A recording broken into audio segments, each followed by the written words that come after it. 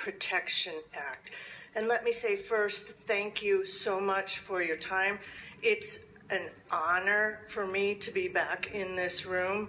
Back in 2009, I graduated from the law school over in Missoula after coming out of school in Bozeman.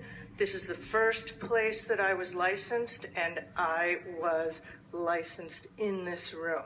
So it's a pleasure for me to be back here. It falls to me as the legal expert to talk to you about why this bill is necessary, and I want to go right to the hot button issue on the use of release and waiver documents. There's been a lot of discussion in the House and in general amongst the coalition and the business owners in Montana about why is it that releases seek to release or exculpate in advance of the activity for simple negligence as well as inherent risks. The question has been asked of us why this is necessary after in 2009 we passed the inherent risk bill. And I see Senator Kerry, this is what you apparently are wanting to hear. So I'm going to try to give you a little tiny bit of a foundation of negligence so that you understand how this works in the contract. It's mine to educate you, and I want you to go out of here happy and satisfied that we're asking for something reasonable. As you well know, a lot of you, the foundation of negligence in the law is to look and see whether the risk that was encountered was reasonable and whether it was foreseeable. If a risk is foreseeable, an operator has a responsibility to take some action to minimize or mitigate. You don't have to stop all risk. That isn't really possible. But if it's foreseeable, you have to mitigate in some way. One of the number one ways that we minimize or mitigate risk in the recreation arena is by warning people, talking to them, enunciating to them what the risks are, right?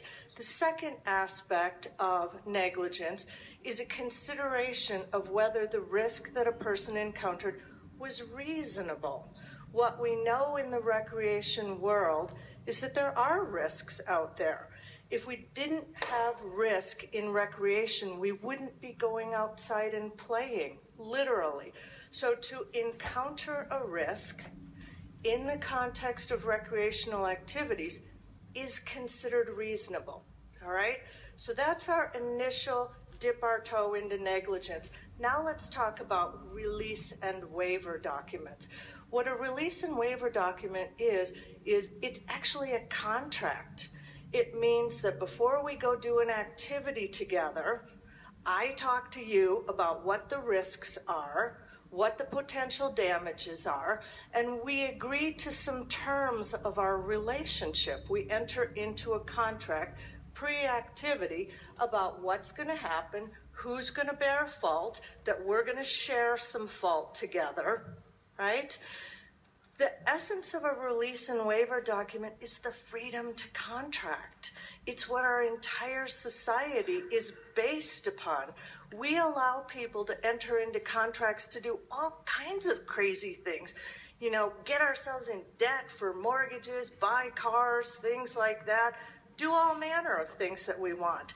And so in this instance, when a client participant comes to a recreation provider and they want to encounter the thrills, the fun, the risks of doing the recreational activity, whether it is bungee jumping, zip lining, all of the things that you see in Bozeman, you know, ski areas, things like that, we should allow them in advance to allocate risks between themselves, right? That is the freedom to contract. So what the law calls out for and what we have recognized in the law in Montana is something called assumption of the risk. If I talk to you about what the risks are that you're going to encounter out there, And I talked to you about the fact that you could be damaged when you encounter those risks.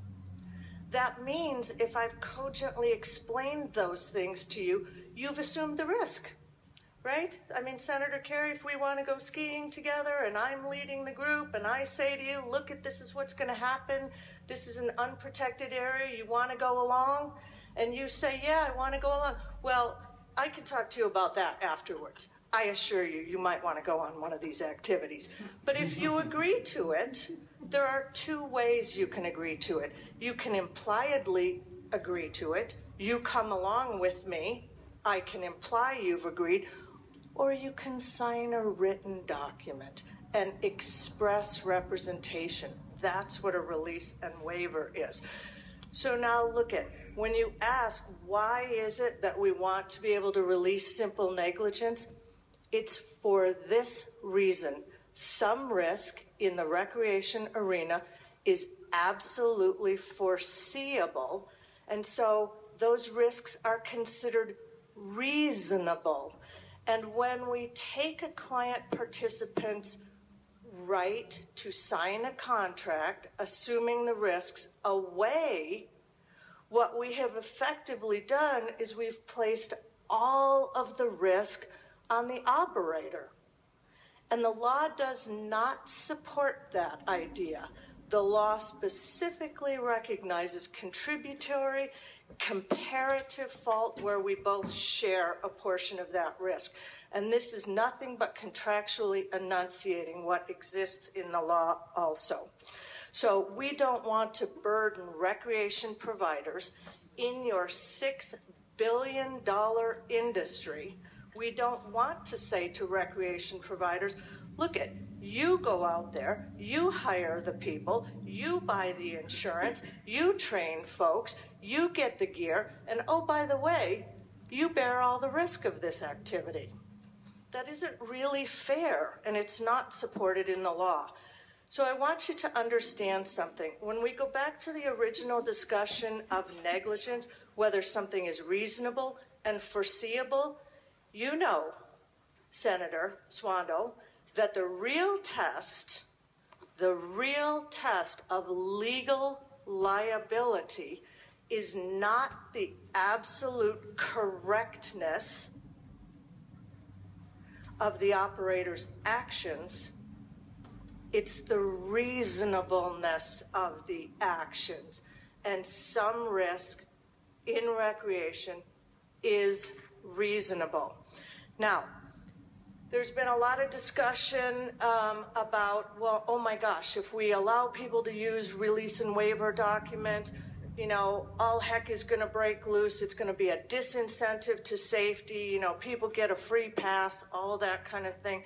And what I want you to think of is, look at, Montana right now is one of 3 states in the union that doesn't allow release and waiver documents. And I can assure you in my position that all heck has not broken loose in the other states that, you know, use release and waiver documents. Your colleagues in Wyoming, in Colorado, in all the other big recreation states use these release and waiver documents. And more specifically, within the structure of the commercial recreation industry, there are so many other incentives to safety. Land administrators, right, require people to act safely when they are producing recreational products on federal and state properties. They require that. They can withdraw your special use permits if you have accidents. Insurance companies will not reinsure if you produce multiple accidents. And for goodness sakes, in this day and age, we have something called the internet, which essentially amounts to the court of public opinion. If you're out there producing multiple recreational incidents, Yelp alone will kill you, right? So I want to make a final point to you.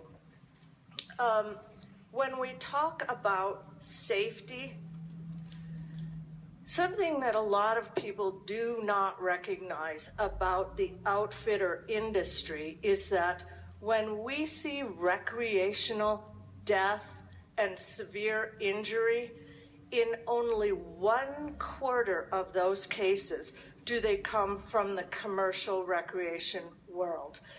Going with an outfitter out onto your public lands to do recreational activities provides a far greater safety margin than doing the activities ourselves. So I don't think we're going to see the large disincentive to safety.